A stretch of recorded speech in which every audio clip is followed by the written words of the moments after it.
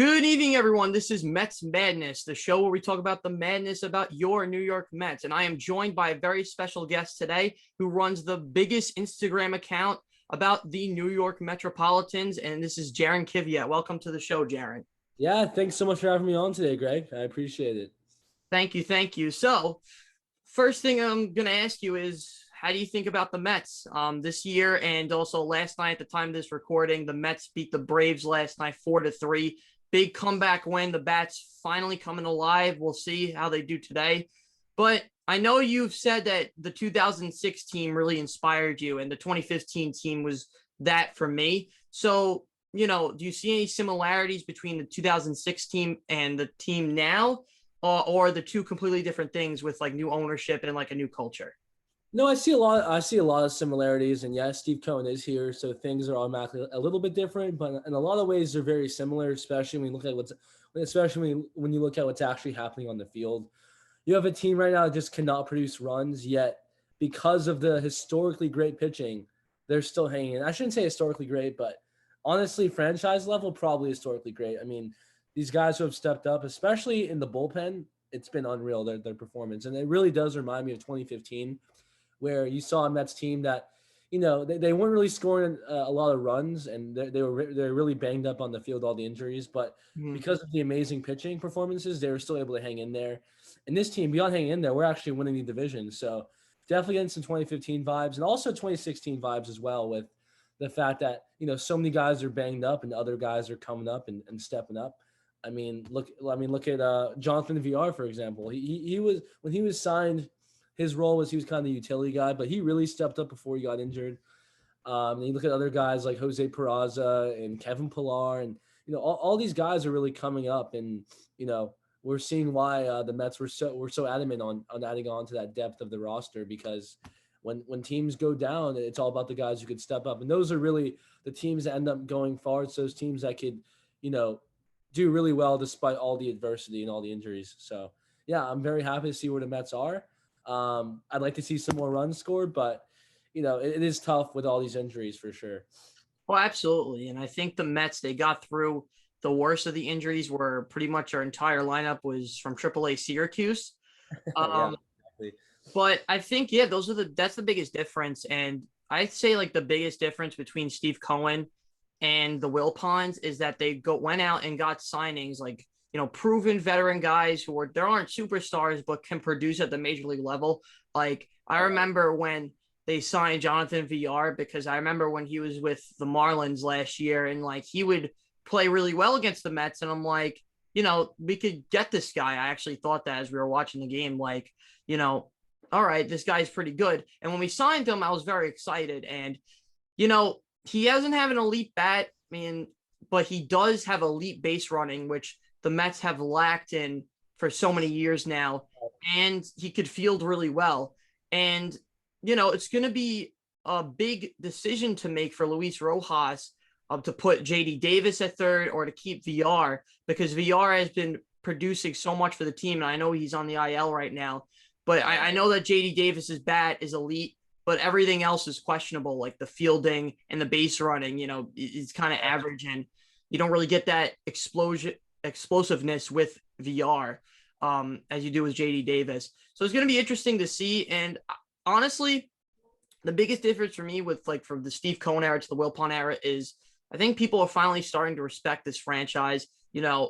As a Mets fan, I live in Staten Island, New York. This is Yankees country over here.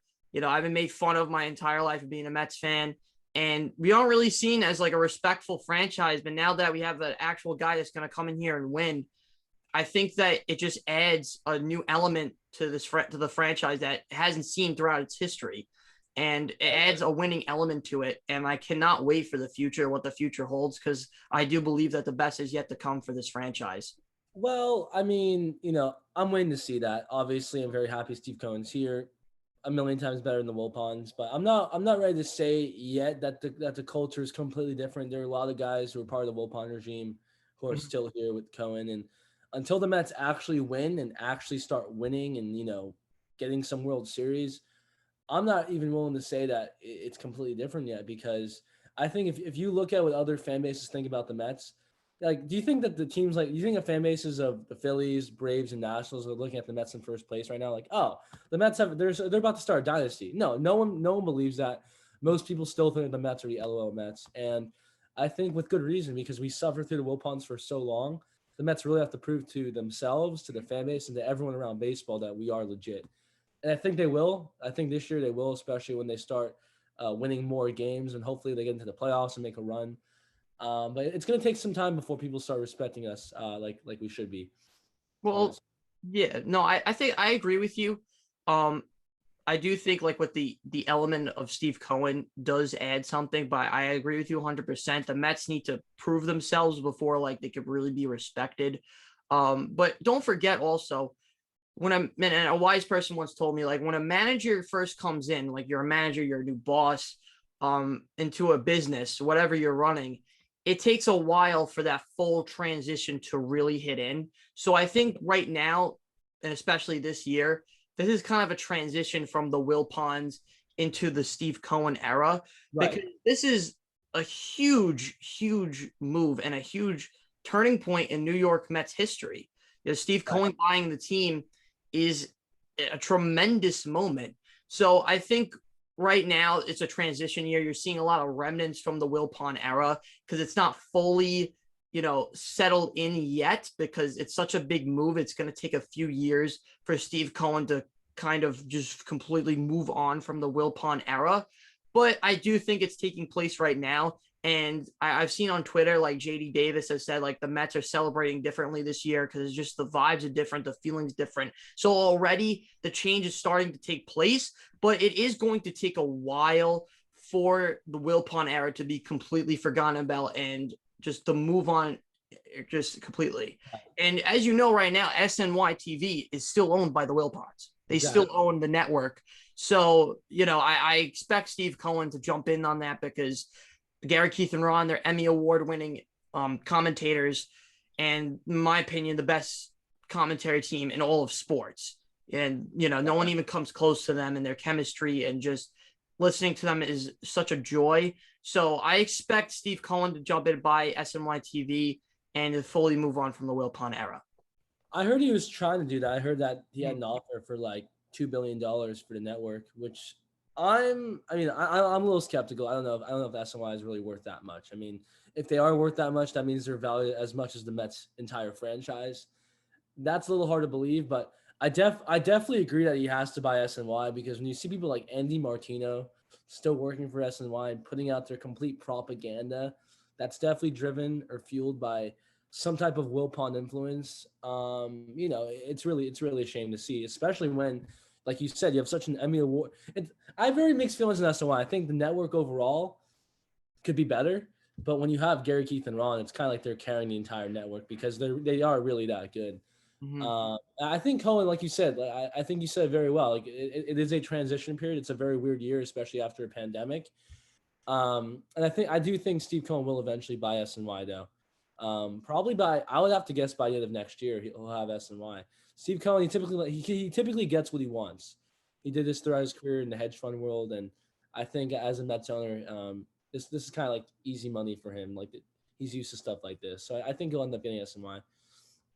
All right. And now once again, Jared, I agree with you. I think that Yeah, once again, transition period, very weird year after a pandemic, first full season in 2 years. I think Steve Cohen though will, fully move on for the Wilpons, and the Mets, in my opinion, will become one of the more respected franchises in all of sports. 100%, So 100%. move on. The next topic is we're going to talk about some drama. I know that these past few months, especially for you, have been insane. From the City Field controversy, Hal L to the 135 Mafia to you versus MLB Nerds. And, from what I've seen, and like I said, I have told you before we started, I've been in the YouTube game for a little while now, and I've done movie reviews, and I know what it's like to receive online harassment. And I know what he did in terms of like putting your phone number out there on Twitter. Yeah, Um, and I know like he's like, oh, like Jaren's gonna sue me and stuff and like make it fun of you. But I know what it's like because last May someone called me up and basically it was like, "Oh, your YouTube channel sucks. The PS5 sucks." As I was making videos on like PlayStation News and all that, and this happened at 1 o'clock in the morning, and I was like half asleep, and it made me feel terrible. So, you know, he can say like, "Oh, like Jaren has no case and all that," but he doesn't understand that you know online harassment is real, cyberbullying is a real issue, and to do something like that, no matter the reason, is just so awful. And so I just want to ask you, how has that really come on? Have you moved on from like the 135 mafia drama, the MLB nerds drama, and how are you going to move forward from that? Yeah, I have moved on from all of it, and I think a lot of people were questioning my actions, but they don't realize that like none of this was really planned. It all just kind of organically happened. The 135 thing, it blew up right away, and then the group just kicked me out. As we were gaining all this steam, and as we were getting on WFAN and SNY, ESPN, we were gaining so much momentum, and they just kicked me out. And then now I don't even know what the group's doing. I don't really care, quite honestly. Yeah. So they kind of blew it for themselves in that regard because I was all in on the 135 Mafia. In terms of the fan group thing, that's definitely something I want to eventually do. Maybe within the Mets organization, if slash when I get in, I think that'd be a really cool thing to get, like kind of like a 7-line type of movement just for the Gen Z fans. Mm-hmm. As well, the 7-line is huge. Obviously, it was started a while ago, and I feel like their base is more of an older group, like Yeah. 40, 50 years old and beyond. I think if they had like a Gen Z type of group, you get that same type of energy and passion, but with a younger fan base. I think it'll be really cool. The whole MLB nerds thing, I just don't think that kid knows baseball. Quite honestly, everything else that came after that was childish. I'll agree, but I think when someone leaks your number, and someone before that leaked my dad's address, so really it's kind of like a safety thing. Like I feel like if I don't take like a firm stance on this, people are eventually going to get my address, maybe put my family in danger. I don't really know. Absolutely. The internet's a crazy place. Mm-hmm. And like I think he stepped really, really out of line by putting my number out there. That's something I mean, obviously in my head I've been tempted like shit, like I hate this kid. What if I leaked his number to like my thousands of followers? And like obviously it's something I've thought about, but it's never something I would actually do. And for him to do that, it just really shows you that that kid like has no regard for people in real life. I mean, he thinks the internet's just a complete joke. And with the whole like I'm gonna sue you thing, for some people I do say there's a meme to kind of mess with them and to kind of like scare them a little bit. But there are some people that I have been talking with my attorneys about pursuing legal action. Definitely the kid who leaked my number, MLB nerds. There's another guy on Twitter who claims he's like a reporter for I don't even know what news company he claims it's like called like the Washington Herald, I think. He claims he's a reporter for them. Number one, impersonating a reporter. I'm pretty sure that is something you can be that could be dealt with legally. And that guy who claims he's a reporter just puts out complete lies about me. Yeah. Like it used to be on a daily basis. Thankfully, he stopped tweeting about me, but for a while, every single day. And I think the whole thing with Mets Twitter is like they haven't really liked me for a while because a lot of people who are on Mets Twitter aren't on Mets Instagram. So there are a few influencers on Mets Twitter who really don't like me, and they'll post this anti-Jaren, anti-NYM news stuff, and it'll kind of just be like a bandwagon. Like the people who are not on Mets Instagram see that, and they're like, that's just some stupid kid on Mets Instagram, huh? And they kind of run with that. But the reality is, I mean, I know Mets Twitter wouldn't like to hear this, but I don't think anyone really touches the impact NYM News has made on Mets Twitter. I don't think there's a single Mets Twitter fan page that people think of as highly as NYM News on Instagram, or maybe not even as highly, I guess, as influential, whether you like me or not. And I wouldn't even say many people like dislike me. I think the people that dislike me though are like the loudest. Like when Yeah. people don't like me, they make it very, very clear they hate me and they despise me. So, it is what it is. That's part of being on the internet, part of being on social media. And yeah, I definitely want to move on. It got too much, but I think at the time, and although I regret saying some of the things I did and doing some of the things I did, at the time, I just felt like I had to stand up for myself, and that's really Absolutely. all it came down to. Absolutely. And I agree with you, um, just the drama in general, just with life. These things are gonna like these things happen, especially when you're on the internet, but there's also a level that should not be crossed and a line that should not be crossed. You could definitely I have parents who are lawyers. You could definitely pursue legal action if, let's say someone were to call you up and be like, I'm going to blow your house up or something like that. Some messed up, Yeah. and Yeah. people on the internet, it sounds ridiculous. People are insane. People are insane, especially on Twitter. I was called a homophobe because I said that SpongeBob wasn't gay. I swear to God. Like, I got into a whole spat with someone. I'm like, it's a cartoon character on Nickelodeon that's made for children. Like, who cares? It's insane, and Wow. that can actually happen because I know, obviously know who Alex Jones is. He's the whack job on Infowars. He's hilarious. I think he's About Jones. insane. He's just so funny. But he said something that was very messed up though, like about Sandy Hook and not being real. And people went to the Sandy Hook survivors and harassed them. And so they pursue legal action against them because he says something that could be seen as provoking another person to hurting another. So if MLB nerds were to leak your address or your phone number out and someone were to actually try to hurt you, you could pursue illegal action 100%. I've seen like, I've seen them on Twitter like, oh, you can't do anything. I'm like, that's just simply not true. It's just they don't know what they're talking about, honestly. It's not true. It's just simply not true. You can't just look it up on Google because, like Google's like, if I get a cut on my arm, it'll be like, you're about to die. Go to the hospital right now. Google sometimes doesn't give you, the situational advice. It just doesn't happen. And, with just the internet, obviously, I have, with my YouTube channel on movies, I only have like 175 subscribers, not that big, but I know what it's like to receive harassment, not just on the internet, but in real life as well. I've been bullied in school. I've been harassed in school for having a YouTube channel. I have so many stories to tell, but you know what? You gotta just use it as a learning experience. Be like, you're gonna come out better as a result of it, and you're gonna make mistakes. That's just a part of life. But you know what? I'm gonna be a better person because of it. And let's say, a nerd situation were to happen to you, and there's real money involved, and there's real stakes. But now you know how to handle it, and now you know how to navigate it better.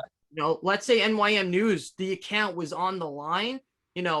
Now that you've dealt with it on a much smaller scale, you know how to deal with it, and you're going to get through it a lot easier than you have had in the past with a lot more at whatchamacallit, at risk. Right. So, you just got to take everything with a grain of salt. These people don't know what they're talking about. I mean, I can't imagine what you got to go through every day with your type of following. I mean, I don't even have 200 subscribers on YouTube, and I've dealt with harassment. I can't imagine what you got to deal with. There's a difference between like saying like your stuff sucks or your video sucks, like that I could deal with. But, when it gets personal, then that's where you got to draw the line and you got to stand your ground, but once again, I commend you for how you've, handled everything. Obviously you've made mistakes and you've said that, but to have the type of following, to have all the eyes on you in the MLB community, which is a huge community. It's known as America's pastime. Right. And, to have that many eyes on you and to handle it the way you did is extraordinary. And, to be kicked out of Citi Field, which I got to be honest with you, like I have dealt with horrible security guys. I went to the Madison Square Garden for a Rangers Islanders game in April, and that's when the COVID restrictions were still in. I was drinking a water bottle and the security guard was harassing me. I was probably one step of getting kicked out. So people, wait, what was he saying? Do you think it was alcohol? Like, what was he saying? No. It was for the mask. It was for the mask. I had my mask. Oh my God. I got kicked out of Staples Center too for that reason. And people don't know the full story. With getting kicked out of Citi Field and stuff, like you don't know what happened. You don't know the full context, and people just assume stuff and put stuff on Twitter. So, it's a story I don't want out there either because, people don't know this, but I'm actually, talking with the Mets about working for them right now. I'm up for a big marketing job, and it wouldn't be a good look to continue bashing Citi Field security when I'm up for a job with the Mets. But believe me, there's a lot to say about security, and I think a lot of what happened was ultimately caused by security stepping out of line. And again, people don't like me, so they just automatically take Citi Field Security's side. And what I love about Mets Twitter is these people are always like, they're the type of people who are like hashtag BLM. They're all about speaking out against police brutality and all this and that. But if you actually do some research, Citi Field Security, the people who run it, the people who are in charge, were literally members of the NYPD for like 2 decades. Oh So yeah. they have that same exact mentality because if you go on Twitter and you look up Citi Field Security and you just look at the latest tweets, every single game there are incidents where people are complaining about the security. Every single game. So I know for a fact it's not just me. And if I was able to raise some awareness towards that, even if it brought me some negative attention, if these people had to finally feel it from the fan base, because of what I was going through. I'm glad because I'm not the only person they've done this to. I know for a fact they've done it to so many other people. I think that's the bigger story here. I think the bigger story, rather than Jaron getting kicked out of games, it's more about Citi Field Security mistreating their own fan base. The people who are paying all this money on tickets, on food, on beer, on concessions, on whatever it may be at Citi Field. It's already overpriced as it is. Yeah. Oh yeah. That for you to have the power to just kick out any fan you don't like is just ridiculous. Like you have to have a reason to kick someone out. I mean, just to bounce on that, personally, I've had great experiences with Citi Field Security, but like I understand where you're coming from about like just sports security and the way it's organized. And I've had bad experiences though with security, like at Madison Square Garden, which it's much more corporate than Citi Field. Because Yeah. obviously the Rangers and the Knicks, they're in the middle of New York City and Manhattan. So it's a lot more money involved and it's more of a business type of setting. And less fans too, so it's easier to control them too. Exactly. So Yeah. I think this something needs to happen because, in my opinion, as a professional athlete, your job is to interact with fans. It's part of the job. It's part of signing that contract and getting all that money.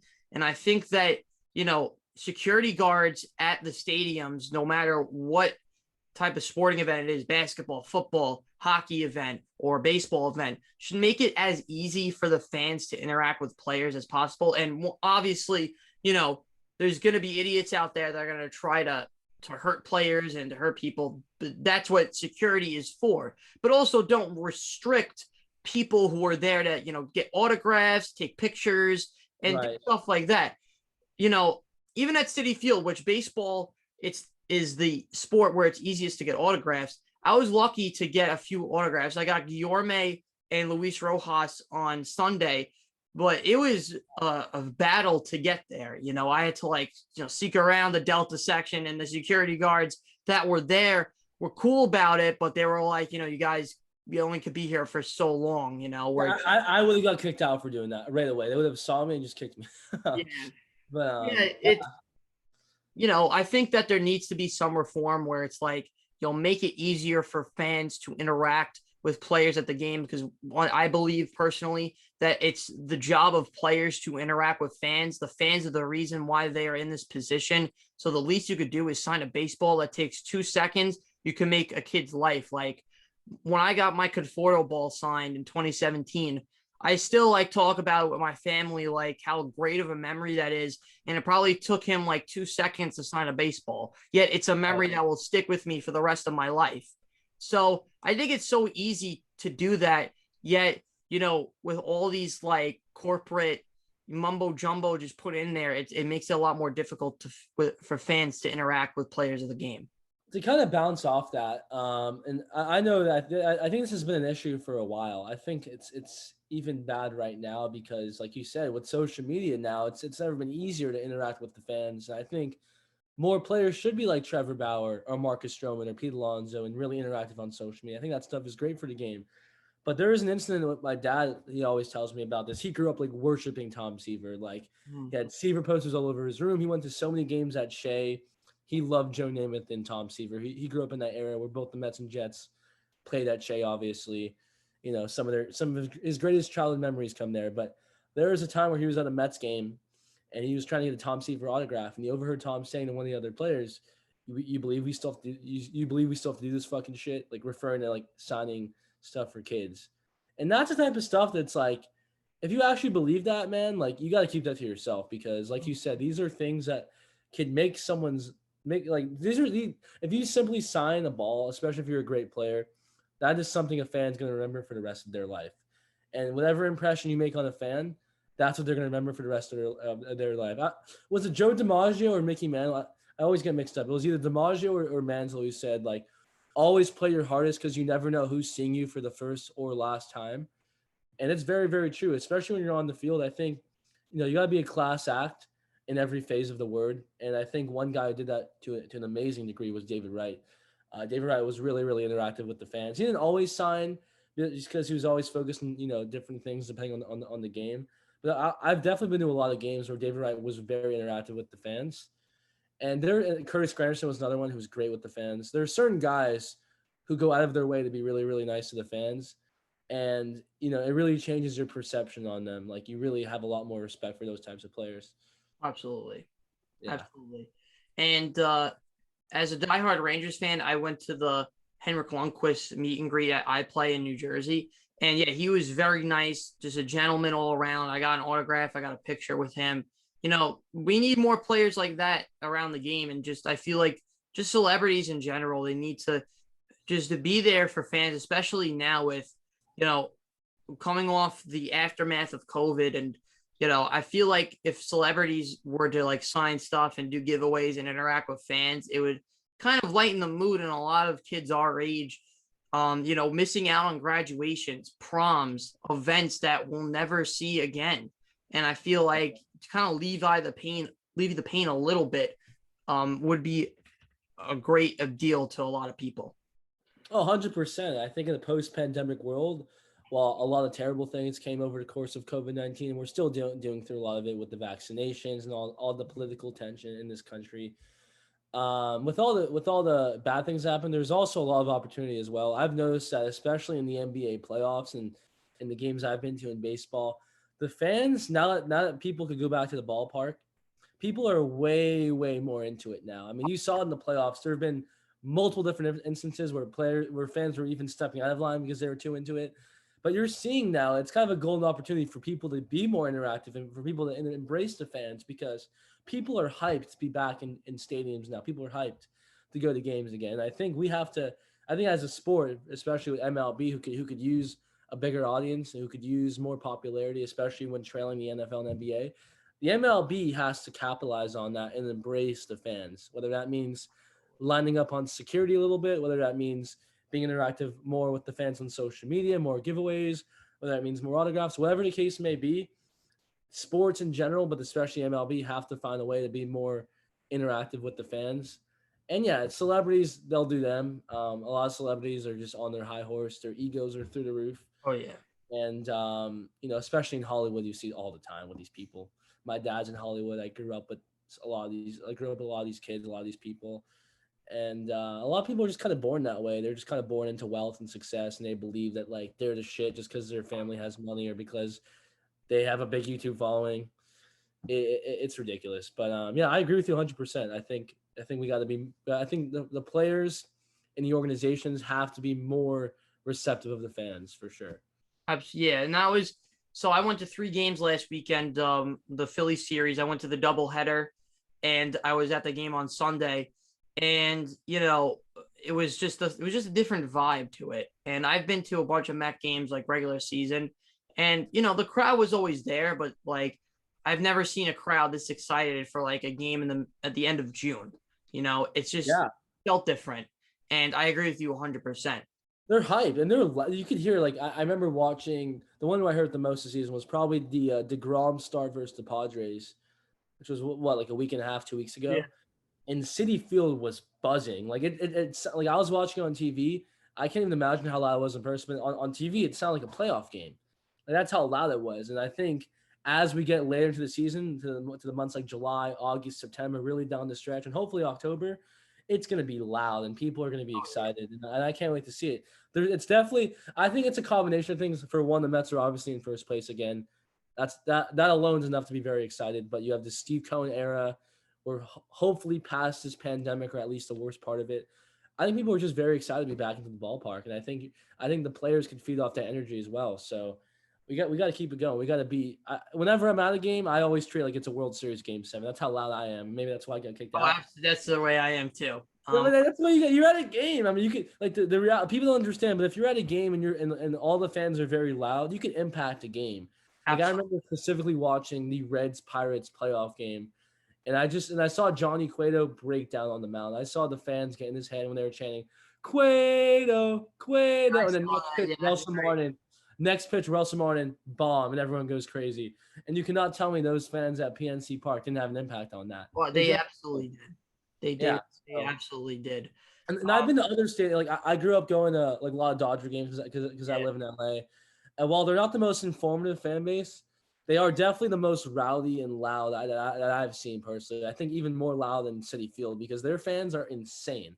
Like Mhm. not necessarily in a good way, but like just the intimidating attitude they have and that attitude they bring to Dodger Stadium, you see it make an impact. Like the Dodgers are a great and I'll say very intimidating team at home.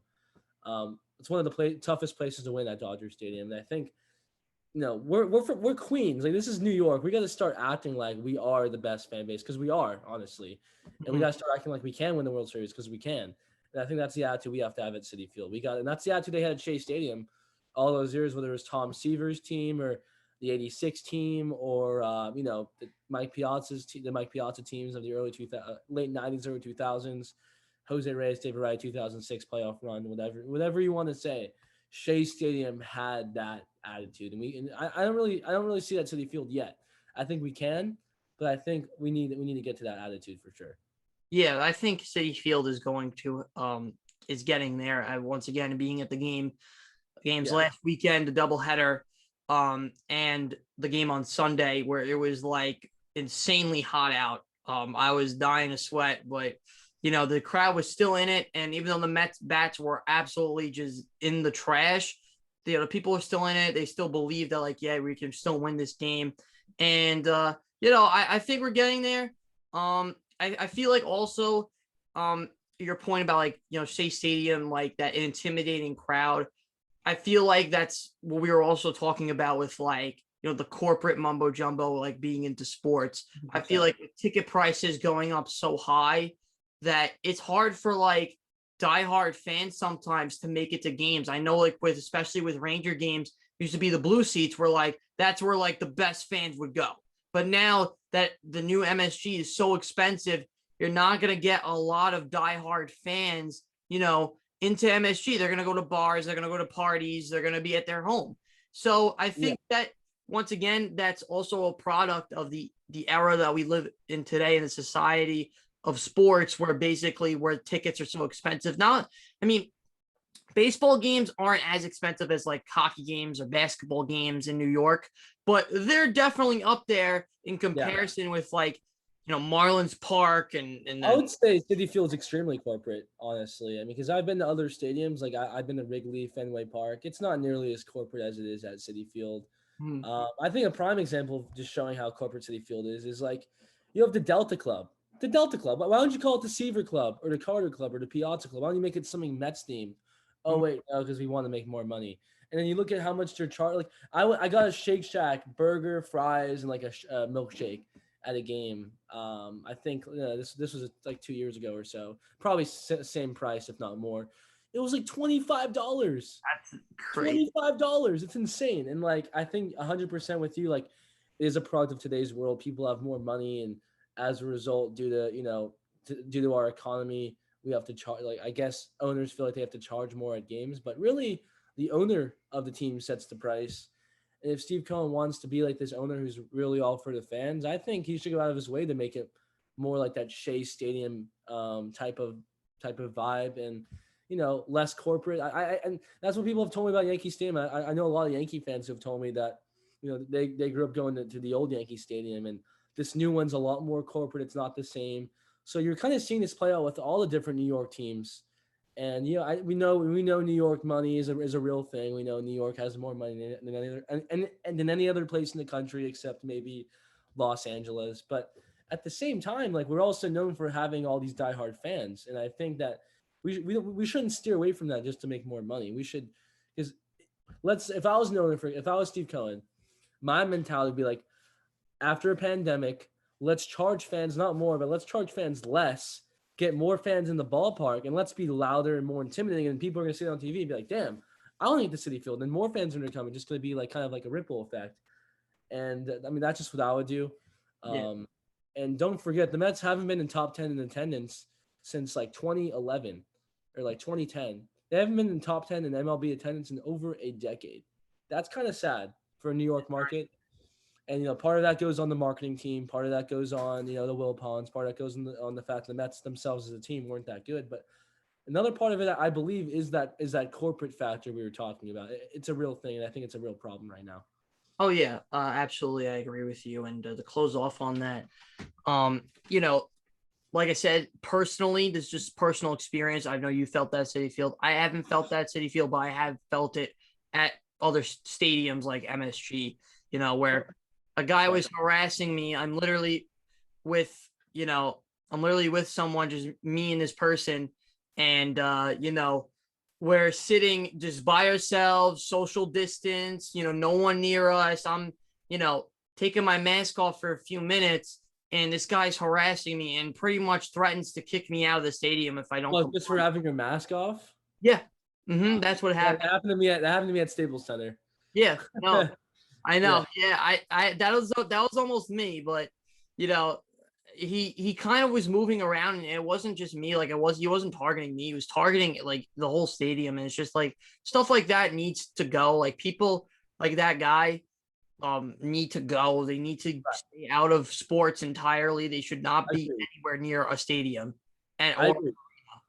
You're not at a stadium to be a normal person. You're there to be loud and passionate. Like you're at the game. Like you gotta be loud. You gotta be into it. And I do want to touch on the one thing at City Field's corporate energy. If you're at a game, and I don't know if you've sat at Delta Club recently or sat. Yeah, I did the doubleheader. I sat. If you're too loud, they will literally tell you to be more quiet because you're too loud. And I just don't understand that at all. Really, I don't get it at all. Like not one bit. I don't understand. I never will understand something like that. But that's a real thing. I'm telling you. Next time you go to Delta Club, or next time you're around the field, just you'll notice if some fans are loud, security will come over and be like, "Hey, please quiet down a little bit." maybe the reason I got kicked out was I didn't quiet down even after I said that. Like, no, I'm at a game. But yeah, you hate to see. I've not even been to the Garden yet, and part of that is the reason. I mean, it's so expensive. I already know about the corporate stuff going into it. I have to check out the Garden soon just because it's the Garden, but it's not the same Garden and it's not the same stadium environment our parents grew up with, and it sucks to see. Yeah. But I think if because at the end of the day, the fans are what dictate everything. If the fans make a stand for this, it can get back to that. I mean, it really wasn't that long ago where stadiums were. It was only like 20 years ago where stadiums were really like that. I think we could get back to that. I really do. Absolutely. I think if people take a stand and people voice their opinions, anything can happen. I think, especially now with social media and the age we live with, I think if people speak out and be like, hey, I want to go to a Ranger game with my friend, but I got to drop $100 on tickets each. I got paid. It's a $200 night, and it turns to this event when all I want to do is, just to do something. And for a night out, it's, it's insane. It's absolutely insane. A game should be like, if you're trying to watch a Knicks or Ranger game in the nosebleeds, shouldn't be more than like $30. Exactly.